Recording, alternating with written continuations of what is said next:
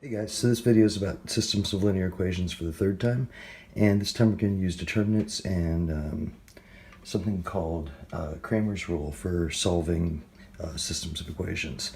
And this is like the zero creativity method. It's literally you just set up this a thing called a determinant, and it's going to be this sort of defined operation, and we just grind out a bunch of arithmetic and it spits out these answers. And for me, it's kind of hell on earth because it's just sine errors waiting to happen. But some people actually really like this method, and it's really good for programming. So, okay, evaluating a determinant. So this is a 2 by 2 matrix, and it can be any square matrix, as we'll see as we go on. The determinant is defined as basically this operation. We go, if we have these four elements in here, we do the corners, so A times D as they have it labeled, and then we subtract C times B. So that's finding a determinant. Again, definition. So we have one right here, so I'll write it all out.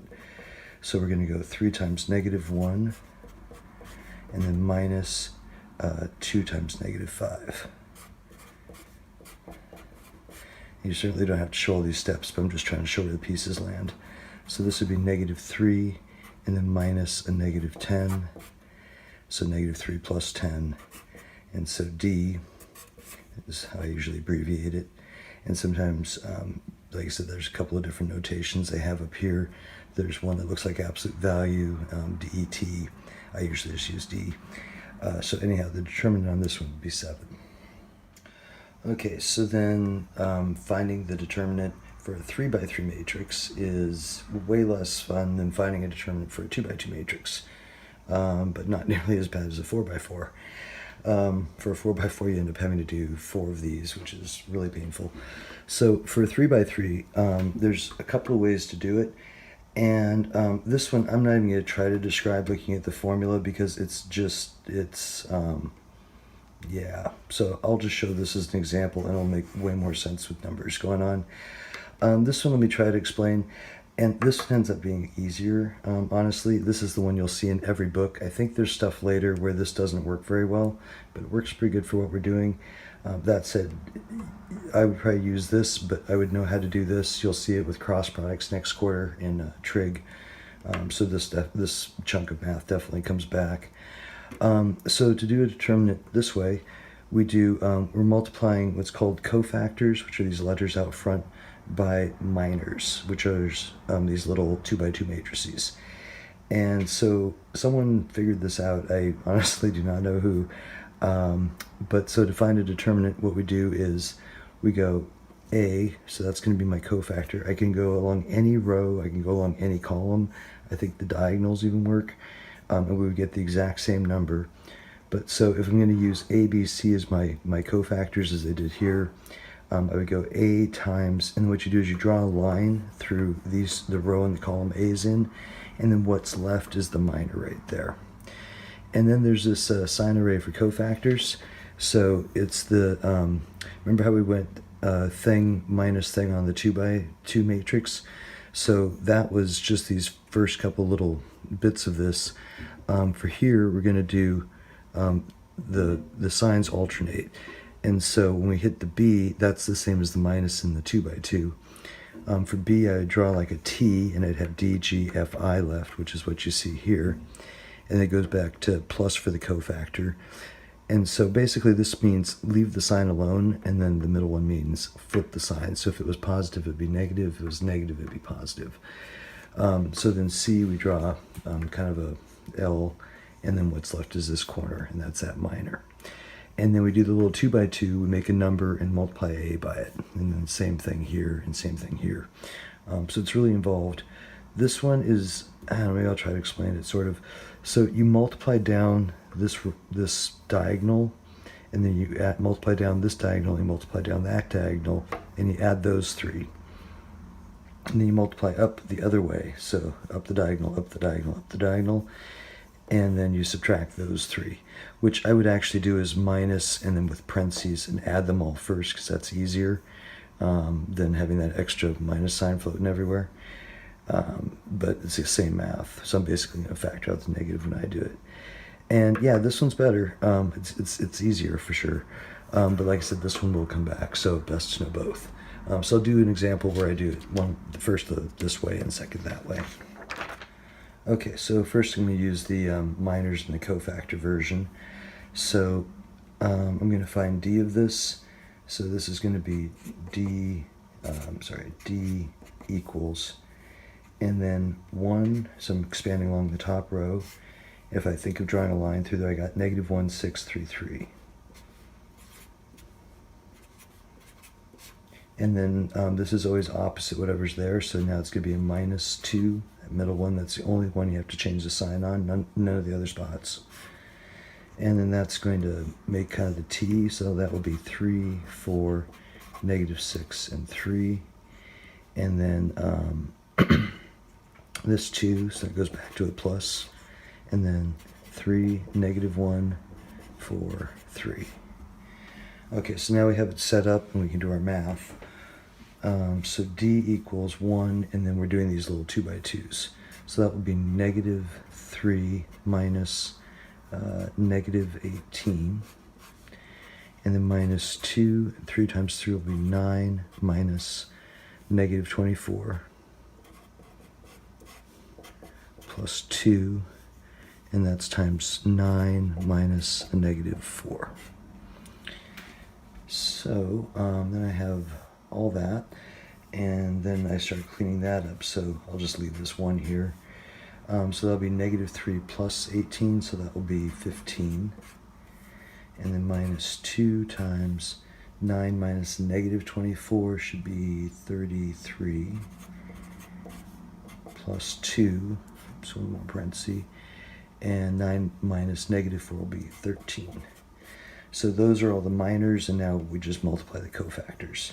So we get d equals 15 minus 66 plus 26, and that comes out to negative 25. So that's one version. Okay, and so here's a second version. So I'm just going to take this first and second row and repeat them right here. So this will go 1, 3, 4, and 2, negative 1, 3. And I'm just going to do my best to ignore that line. So what we do is we go down we multiply down the first row. So just like this. So we go 1 times negative 3, 1 times negative 1 times 3. So that would be negative 3. And then we add to that whatever the same thing is down the second row. So we go right down there. So that would be negative 12 times 4 would be negative 48. And then go down the third. I keep calling them rows, but I should say diagonal. So 2 times 3 is 6 times 3 is 18.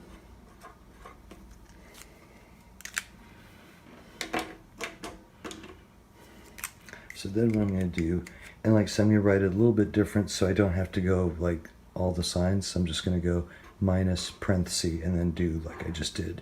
And I'll add these up first. Actually, I'll probably distribute the sign, but then I'll just pretty much put it all in a calculator. So I'm going to go up this row. And so 4 times negative 1 times 2 would be a negative 8. And then add to that this diagonal, so that'd be negative 18. And then this diagonal, 3, 3, 9, 18. And so then inside, that's cool, those cancel. So minus 18 plus 18. And so then I have, let's see, this would be, like I said, at this point I really should just put it in a calculator. Negative 51 plus 18, and minus that negative 8 plus 8. And that would be 2651, yep, so negative 25 again, which is what it was supposed to come out. So that would be my D. So yeah, this method is actually a lot easier. So again, all I did was I just multiplied down the row, multiplied down this one, diagonal, multiplied down the third diagonal, and then minus, and then I'm just doing this the exact same way, and then just changing the sign. So up this diagonal, up this diagonal, up that diagonal. And it's a lot more compact than the other version. So then Kramer's rule for 3 by 3 means we have to do 4 of those things we just did to do one problem. And so it's, again, this kind of formal version with all the little subscripts. But basically, it's what we just saw. D is going to be cut off the equal side. Dx, this would replace x. Dy, this would replace y. And dz, this would replace z. And that's all in the notes if you want to see it with all the little subscripts. So this next example is just a way to get you to solve for a determinant that's slightly different. So for this one, they gave you D and they put X in here as one of the elements to solve for. So what I did was I set it up with the 5 columns, and now I'll go ahead and solve. And then the deal is when I do that, this is going to equal -6 because that's our determinant. So going down this first diagonal, 2 times 1 times -1, so that's -2. Plus, going down the second one, we have 3 negatives, so that's going to be a -4. And then down the third one, we hit zeros, so that's nothing, plus 0. So we'll go minus, and then I'll do a parenthesis there. And then up this one, so -x. And then we hit a 0 again, and then we hit a 0 again. And so that's going to be -6 equals -6. That's gone. Minus a negative would make a plus x right there. Those are zeros. And then adding that over, x would be 0. So if you let that element be 0 and then find D, it'll come up to -6 now. Okay, so up next, we're going to use determinants to solve systems of linear equations using something called Cramer's rule. And when we do that, we'll use a different notation called matrices. And so I'm going to show you how to write just a system of linear equations as an augmented matrix.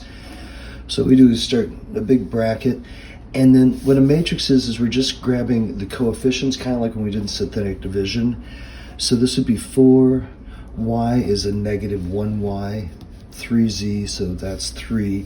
The equals we represent with a line, and then -67. And so that's my x column, my y column, and my z column, my equals, and then my constant. And so what this is just kind of a shorthand way of writing this. Visually, it's a little bit less complicated to look at as well. So here we'd have -2. There is no y term, so we let that be 0. 1z and 33. And then no x terms, we'll call that 0, -1, 5, and 43.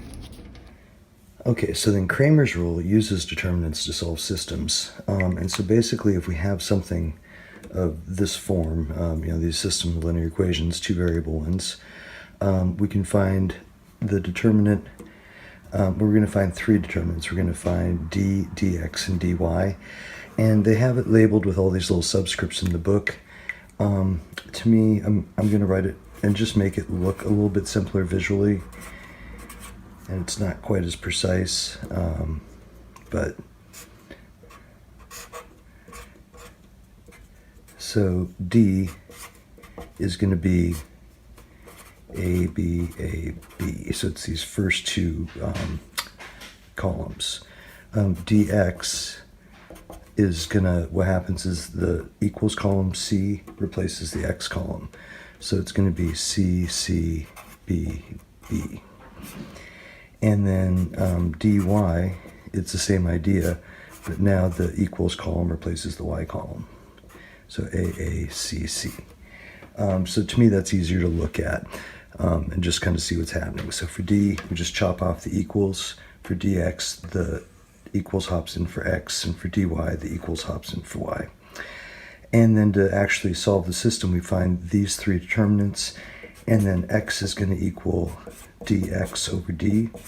And that's what they're showing here. It just makes it feel more complicated, I think, the way they have it written. And then, y is going to equal dy over d. And so let me show that with an example.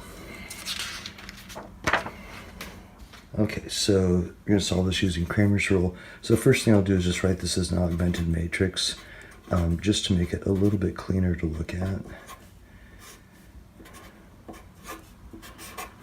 And then I'm going to do D, and you always want to do D first because if D happens to be 0, And that means that this is either inconsistent or dependent, and Kramer's rule doesn't solve it.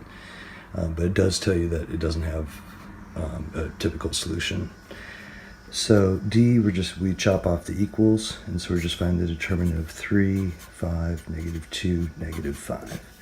So 3 times -5 is going to be -15 minus.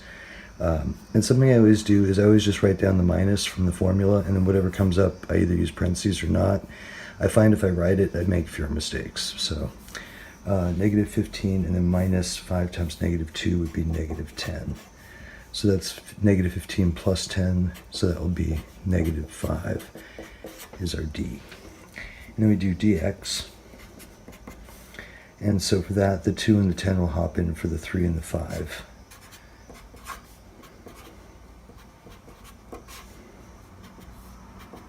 And so 2 times -5 is -10 minus 10 times -2 is -20. So it looks like that would be plus 20, so that is 10. So that is dx, and we'll do dy. So that, 3, 5, and then the 2 and 10 hop in for the y's. So 3 times 10 is 30, minus 5 times 2 is 10, and so that would equal 20. So that was dy. So then once I have those, x is going to equal dx over d, which was 10 over -5, or -2. Y is going to equal dy over d, and that was 20 over -5, or -4. So the solution set is -2, -4. So to me, that just seems like the longest way ever to solve two equations with two unknowns.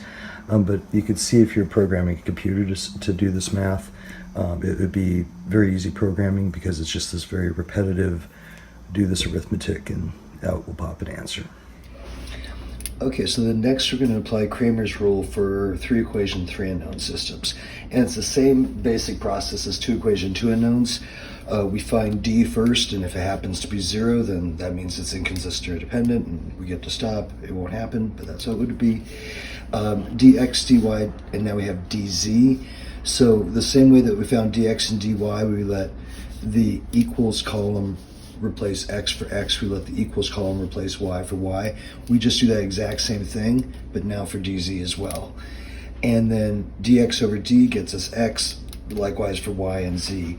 For the next example, I'm just going to do it for x, because if you can find x, you would just do this 2 more times and then get y and z. It's the exact same process. It's just sort of busy work after that point.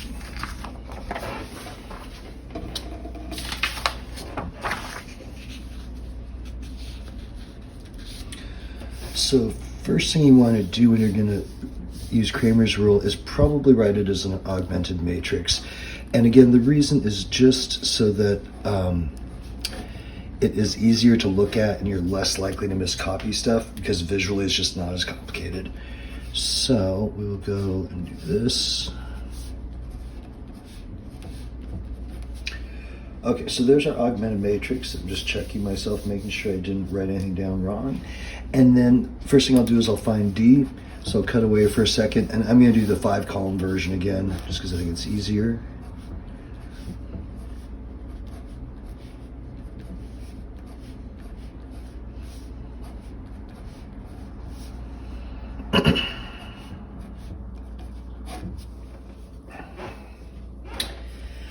So now I have that all set up. So I did my first 3 columns, and then I'm repeating the second 2 columns, or the first 2 columns again. And then we'll do D equals, so going down the first diagonal, that would be 2 plus -1, -2, plus double negative, so that's a 1. And then I'm going to do it as minus the whole thing instead of minus each of the individual things. You could do it either way. So this would be 2, and then that would be plus a -1, and then that one would be plus 2. Okay, so then the 2's cancel, and then that's going to be 1 and that is minus 3 equals negative 2. And then I will get dx set up here and come back. Okay, so here's dx, and all I do is took the equals column and put it in for x, and then did the same setup. So coming down the first diagonal, we get negative 2. Second one would be plus 4. And then the third one is plus 10. And I'll do minus up, that would be negative 4, plus 1, and plus 18. So that is 4 and, oops, wait a second, 10, I think that was 9. That was 9. Plus 9, I think I added. So 13, that'd be 11, and then minus, that would be 14, 15. And we get negative 4 for dx. And then we do dx over d, that equals x. And dx was negative 4, d was negative 2, and then x equals 2. And then we would find dy and dz the exact same way. You would just let this stand in for y, find dy, do the ratio, this stand in for z, find dz, and do the ratio.